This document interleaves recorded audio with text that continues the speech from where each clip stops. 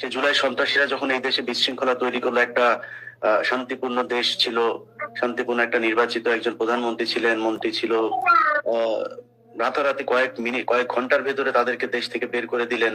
সারা দেশে গণভবনে হামলা হলো, সংসদ ভবনে হামলা হলো, সেই দিনও তো কয়েকটা টেলিভিশন চ্যানেল, পত্রিকার অফিসে হামলা হয়েছে। তাহলে সেটাও তো সন্ত্রাসী কার্যক্রম। এবং সেইটার মধ্য দিয়ে অনেক মানুষ ছিঁড়া খাতায় শুয়ে যারা কম্বলের স্বপ্ন দেখতেন, তাদের অনেকে নতুন নতুন পাঞ্জাবি, দামি দামি শার্ট প্যান্ট পরা শুরু করেছেন। এগুলো আমরা এখন দেখছি। সেই মানুষের কাছেই শুনছি যে আমরা আজকে মব তৈরি করছি।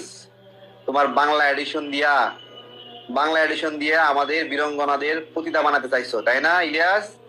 তোমার বাংলা এডিশন খাইয়া দিচ্ছে, ঠিক আছে? এখন কি করবা? এখন তো আর ওই মাইক্রোফোন ধরে তাদাবাজি করতে পারবা না।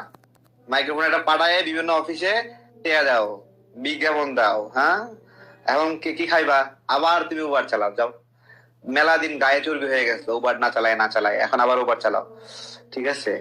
আমাদের একজন প্রবাসী ভাই অভিযোগ দিয়েছে যে তার যে গাড়ি আছে, সেই গাড়ি টেসলা, সেটা ও নিয়ে এরকম ভাবে নষ্ট করেছে। তার ক্রেডিট কার্ড, ডেবিট কার্ড এগুলো ব্যয় করে আর টাকা ফেরত দেয় না। এটা তো এদের একটা অবস্থান এরকম।